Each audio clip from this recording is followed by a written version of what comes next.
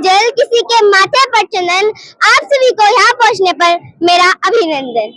मैं Kanishka Ladwar, daughter of Ravi boxer, आप सभी का स्वागत करती हूँ, सम्मान करती हूँ और आभार प्रकट करती हूँ। आज के पल कबीर दास जी के नाम।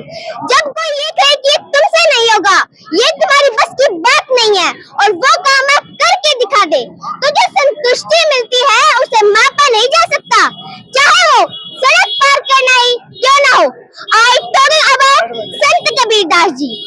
संत कबीर दास जी 15वीं सदी के संत कवि थे। उन्होंने समाज में फैली बुराइयों की निंदा की है। उनके दोहे गागर में सागर के समान थे। अगर कोई उनके दोहे का अर्थ समझकर अपने जीवन में उतारता है तो उसे निश्चय ही मन की शांति प्राप्त होगी।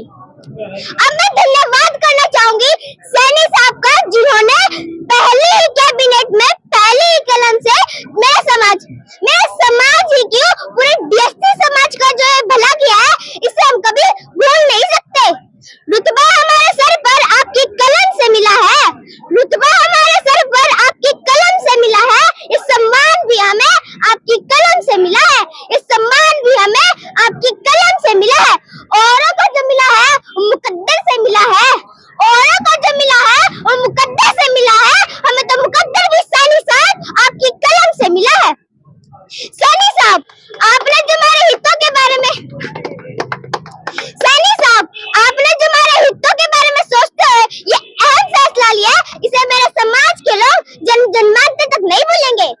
सूरज चाहे कितना भी चमक ले, समुद्र को सुखा नहीं सकता। सूरज चाहे कितना भी चमक ले, समुद्र को सुखा नहीं सकता। और अगर सैनी साहब आपका और हमारा तालमेल ऐसे ही रहा तो हमें कोई हिला नहीं सकता। मेरे समाज के लोगों, हम कैसे भूल सकते हैं वो रक्त वाला कांड, जहां हमारे नियत्ते बूढ़े बुजुर्गों को लाठी डंडा से मरवाया गया था। हमने कितनी पद यात्राएं की, कितनी रथ यात्राएं की और हमारे कई योद्धाओं को तो जेल भी जाना पड़ा। हम इसे कभी भूल नहीं सकते।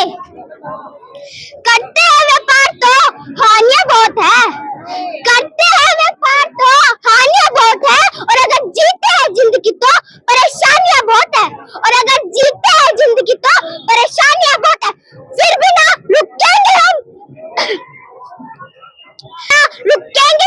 झुकेंगे हम, यूं ही बढ़ते रहेंगे हमेशा, क्योंकि सैनी साहब हम पर आपकी मेहरबानियां बहुत है। अब समय आ गया है कि हमें हमारे समाज में कुछ बदलाव लाने होंगे और उस बदलाव के लिए हमें बच्चों को अच्छी शिक्षा देनी होगी, क्योंकि education is the foundation upon which our future depend.